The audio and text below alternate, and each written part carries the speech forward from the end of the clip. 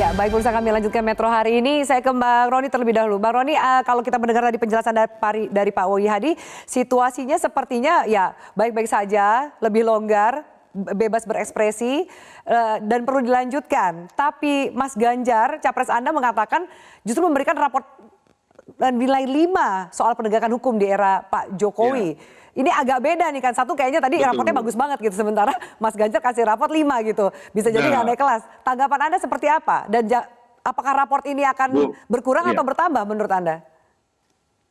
ya, buat kami apabila ada hal yang tidak sesuai di masyarakat, tentunya tugas kita adalah untuk menyampaikan. Dan indikator ini kan sudah terlihat jelas ya, bahwa Hmm. ada ketua BEM UI yang merasa diintimidasi, kemudian kita lihat di dalam putusan MK juga menjelaskan ada intervensi. Nah ini kan indikator-indikator yang terjadi, yang terlihat di tengah masyarakat, dan ini yang membuat masyarakat merasa bahwa keadaan demokrasi kita ini tidak baik-baik saja. Kalau kita bilang di angka 5 yang tadi Mbak Afi menanyakan, bahwa ini situasi setelah pasca putusan MK 90, kemudian ada MK-MK. Dan kita lihat juga Pak Mahfud sebagai Menko yang harusnya tugasnya adalah bukan eksekutor, menjadi menteri koordinir, beliau aktif turun ke bawah untuk ikut mendorong kasus-kasus besar. Kita sudah lihat BLBI, kemudian kasus Sambo, kemudian kasus beberapa kasus yang besar-besar itu kita sudah lihat jelas ya bahwa peran dari Pak Mahfud sangat aktif gitu loh, seorang Menko gitu loh. Jadi buat saya dalam situasi ini tentunya kalau bicara penegakan hukum ini, apa yang dirasakan oleh masyarakat ini sangat miris, Mbak Fi. Bahwa kita tahu bahwa mendapatkan keadilan, memperjuangkan keadilan ini sangat susah di Indonesia gitu loh. Kita perlu sampai harus viral dulu. Itu fakta yang terjadi, Mbak. Dan buat kami, kalau ada catatan raport merah, tentunya kami harus menyampaikan. Dan kami ke depannya adalah fokus bagaimana kita memperbaiki hal-hal yang menjadi raport merah ini. Supaya ke depannya benar-benar masyarakat merasakan bahwa keadilan itu tidak hanya milik sekelompok orang, hanya milik ini golongan, tetapi milik semuanya. Bicara soal demokrasi ini, hal-hal yang kita lihat bahwa gampang sekali, mudah sekali orang dilaporkan ke penegak hukum apabila menyampaikan kritik. Dan ini tentunya ke depannya ini mau kita perbaiki, Mbak Afi, bahwa ini tidak boleh terjadi. Dan juga pun kita harus memberikan rasa aman kepada masyarakat sehingga kritik-kritik yang disampaikan ini tidak gampang untuk dipidana gitu. Oke, baik. Mas Tobas, ada yang mau ditanggapi? Termasuk juga apakah ada persiapan khusus bagi pasangan Amin untuk debat hari Selasa? Ya, berdasarkan konstitusi negara kita adalah negara hukum. Ada 3 ciri khas dari negara hukum yaitu supremasi hukum, ya hukum sebagai panglima, yang kedua adalah persamaan di depan hukum, dan yang ketiga adalah putusan pengadilan serta konstitusi yang berlandaskan hak asasi manusia. Nah, dari 3 ukuran itu kan kita bisa melihat bahwa apakah selama ini hukum sebagai panglima ataukah malah kepentingan kekuasaan, kepentingan kelompok lah yang lebih tinggi dari hukum ya. Misalnya ketika ada kepentingan tertentu dia terhalangi oleh hukum, malah hukumnya yang harus diubah. Atau misalnya ketika konstitusi menghalangi, malah kemudian ada keinginan agar konstitusinya yang menafsirkan suatu hal yang berbeda dengan hukum yang existing misalnya.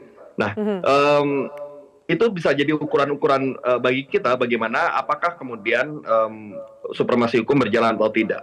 Nah, yang kedua terkait dengan penegakan hukum, ada 3 hal yang menjadi hal yang penting ya. Yang pertama adalah kelembagaan ya, institusional. Kedua adalah instrumen yang tadi sudah disampaikan oleh Pak Wihadi ya, bagaimana undang-undangnya sudah baik sebenarnya, tapi apakah implementasinya sesuai dengan harapan dari undang-undang itu. Dan yang ketiga adalah paradigma penegakan hukum yang dilakukan oleh aparat.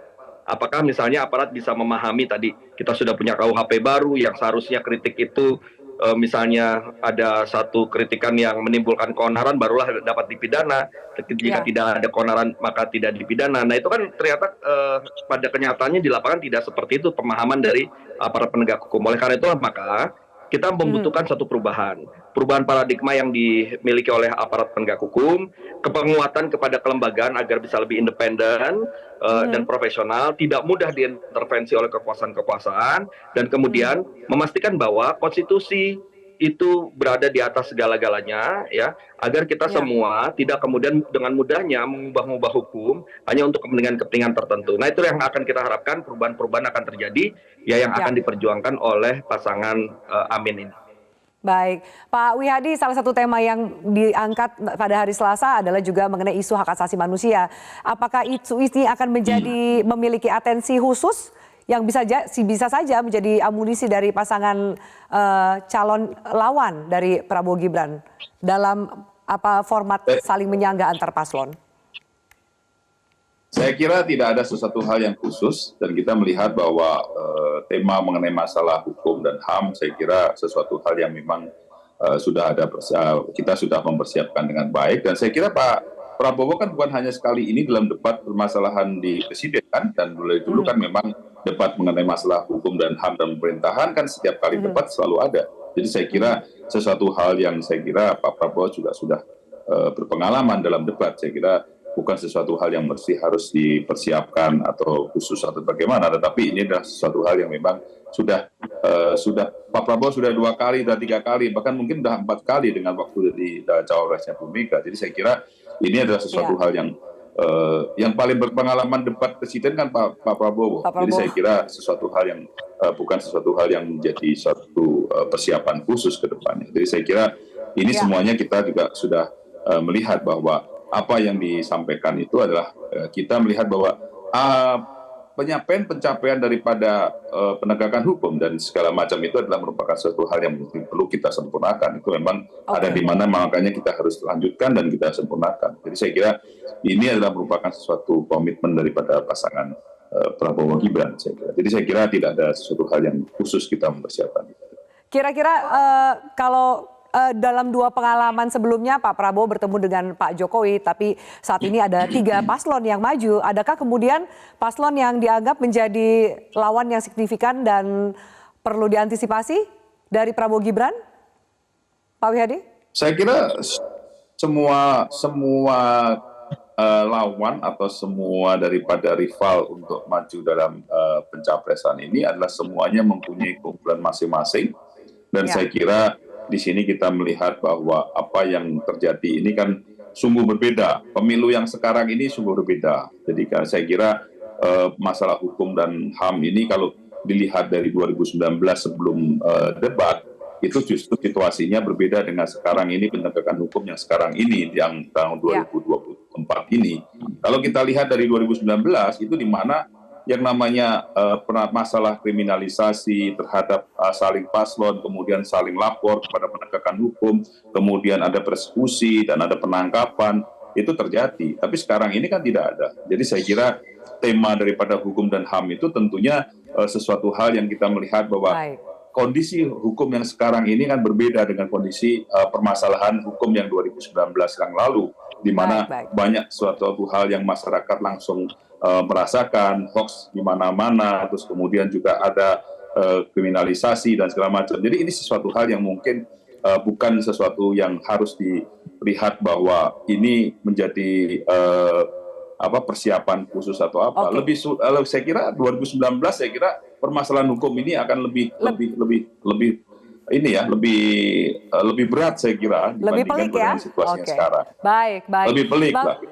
Bang Roni, kalau kemudian Mas Ganjar dan Pak Mahfud, Bu Mega sempat mengatakan Pak Mahfud adalah pendekar hukum. Apakah kemudian itu menjadi poin penting, terutama bagi Pak Ganjar dalam menjalani debat hari Selasa dengan tema yang bisa dikatakan dikuasailah oleh Pak Mahfud? Baik. Sayang sekali sambungan telekomunikasi kami terputus dengan Bang Roni. Saya kembali ke Mas Tobas. Mas Tobas, nanti debatnya akan seperti apa kalau dikatakan kalau Prabowo paling berpengalaman, satu sisi ada Ganjar Mahfud yang berpengalaman. Bagaimana? Apa nilai yang akan ditampilkan? Adakah kemudian kejutan yang akan ditampilkan oleh pasangan Amin dalam debat nanti, Mas Tobas?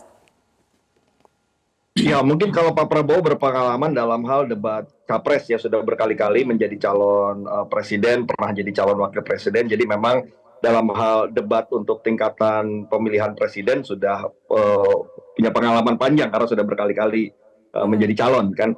Kalau Mas Anies itu pengalamannya ada pada rekam jejaknya. Jadi Mas Anies ini adalah orang yang memang sejak mudanya sudah terlibat dalam hal advokasi ya, advokasi hukum, advokasi reformasi hukum dan kebijakan, sehingga yang menjadi tema pada debat pertama ini adalah suatu hal yang memang sudah dilakukan sejak Mas Anies muda dan terlibat di dalamnya ya, turut serta misalnya terkait dengan advokasi isu anti korupsi misalnya. Mas Anies itu salah satu pendiri dari Gerakan Rakyat Anti Mafia Hukum waktu kasus Gayus dulu ya, Geram ya. Kemudian terlibat dalam tim 8 waktu kasus Cicak Buaya. Kemudian ketika menjadi rektor menempatkan materi tentang anti korupsi sebagai mata kuliah dasar umum yang wajib bagi mahasiswa. Kemudian beberapa kali juga terlibat dalam mendorong usulan mengenai RUU ya yang terkait dengan reformasi hukum, reformasi kebijakan, reformasi peradilan dan sebagainya. Sehingga berdasarkan dari rekam jejak tersebut ya kita sangat meyakini Mas Anies sangat paham ya, karena memang berdasarkan pengalaman untuk melakukan advokasi, bukan pengalaman debat sebagai capres. Calon, ya. baik. Tapi pengalaman debat sebagai kepala daerah sudah pernah juga. Nah, oleh karena itu menurut kami Mas Anies akan bisa melalui dengan baik dan kita tidak perlu persiapan yang khusus karena memang apa yang disampaikan nanti adalah sudah didasarkan pada pengalaman-pengalaman selama ini. Oke, baik Mas Tobas, kemudian Pak Wihadi, dan sebelumnya tadi Mas Roni Talapesi, terima kasih. Kita sama-sama saksikan jalannya debat pada hari Selasa. Terima kasih untuk diskusi kita pada sore hari ini. Salam sehat selalu. Jelajahi cara baru mendapatkan informasi. Download Metro TV Extend sekarang.